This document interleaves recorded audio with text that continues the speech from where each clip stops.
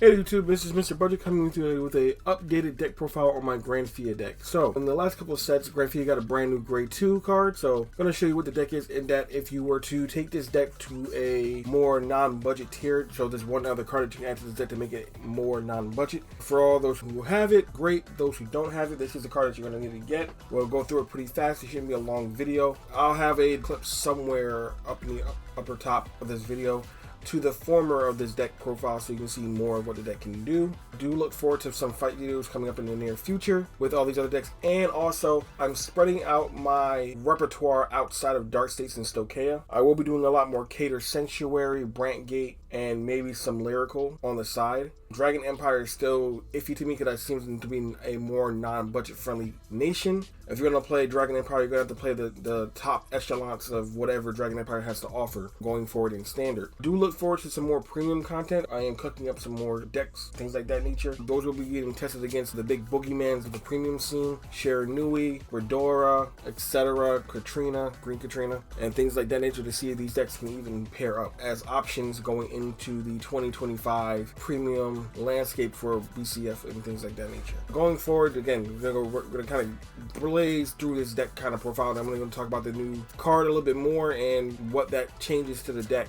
and the pointing out what card that you guys either should have already, or if your budget doesn't allow that, what you work up towards. As always, we're playing 3 copies of Granfia. This is the only grade 3 that you're playing in the deck. This is your Persona ride. This is your boss of the deck. That's it.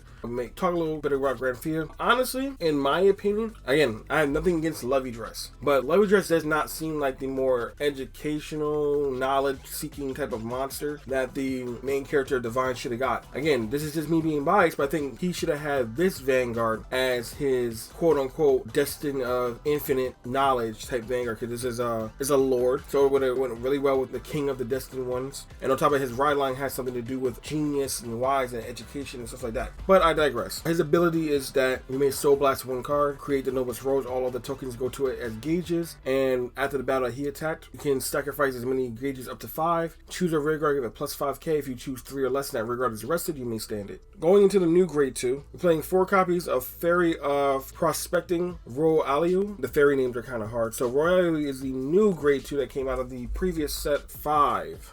So this card is good and bad. So let's talk about the good first. So this card has the ability to pressure during the grade 2 turn. If your Vanguard is Granfia, you may retire a plant token. He'll get plus 10k. But for his other skills, that your opponent's Vanguard must be a grade 3 unit for him to receive the Counterblast 1 cost to gain a crit. So he's a 20k beater with a crit. With using Granfia's skill to restand your rear guards, this is pretty good. But he only retains that power in that critical for the battle. So once the battle is over, he loses it all, which I don't think should have been the case. I think he should have kept it. It would have made a good key piece, corner piece for the deck to give pressure. On top of that, since the deck has absolutely no guard restrict whatsoever to it, so 20k ain't that hard to guard. But that's why you pair him up with other things like other cards in the deck that I'm about to talk about in a second. The bad side of this deck is that this card cannibalizes your tokens, which means if you're going to attack with it first to put it into the rest state, your Granfia swing is going to be 5k short of what it could be after you've done everything in your main phase, which makes it kind of harder to make magic numbers in the long run. And he does not make any tokens on his own. He cannibalizes all of your tokens, so that to me is bad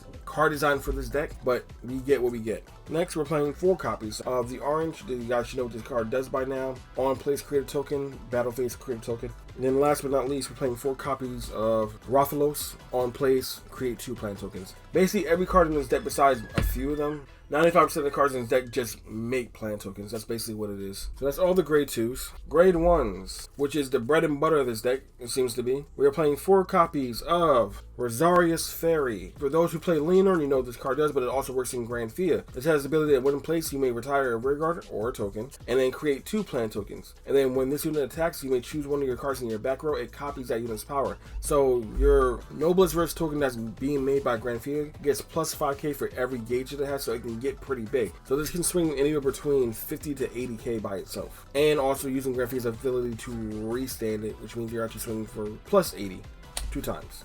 Next, we're playing Boral Mushroom. This is another way to make plant tokens.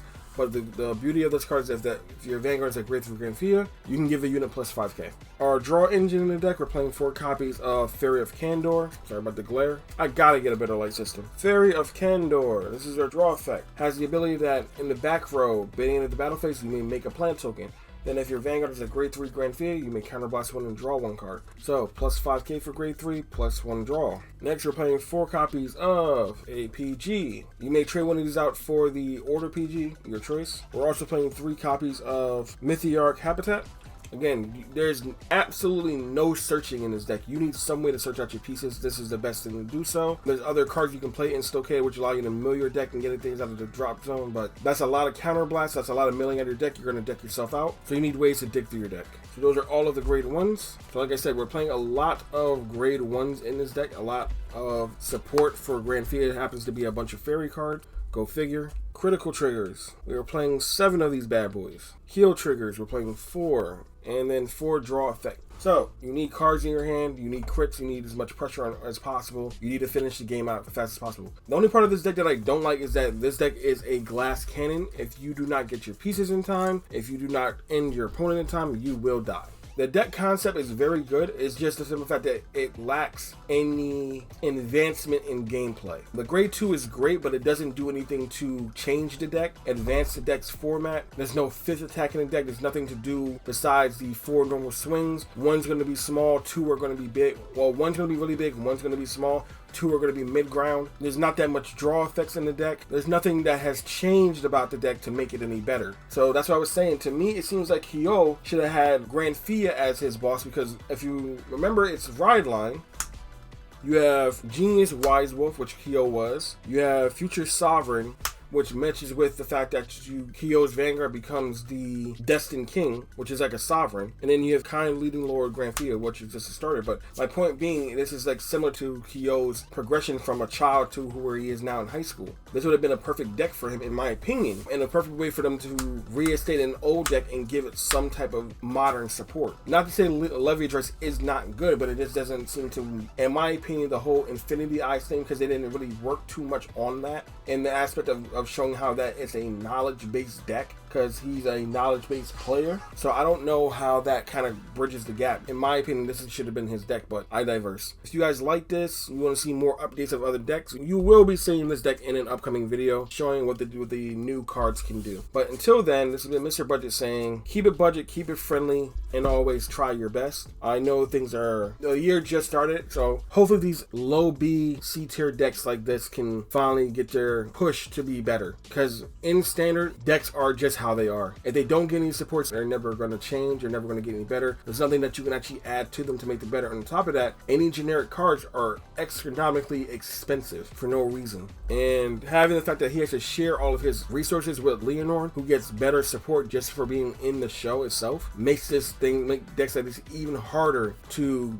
deck theory craft and make. And the fact of the matter is that I don't know where this deck can go any further. Maybe you guys can give me some ideas down in the comments. How would you rebuild or restructure this deck? What would you do to make it different? What would you add with a larger budget if you guys have that at your disposal? But I just don't know where decks like this are going to go. It seems like Bushiroad is moving towards high meta decks and leaving all the budget decks and things like that in the dust. And I don't like that, because it's basically telling your player base that either you need to pay to play or you just don't get to play. And if that's the case, this feels more like Yu-Gi-Oh than ever before. But let me know what you think down in the comments down below. Like, subscribe, and as always, we'll see you here next time.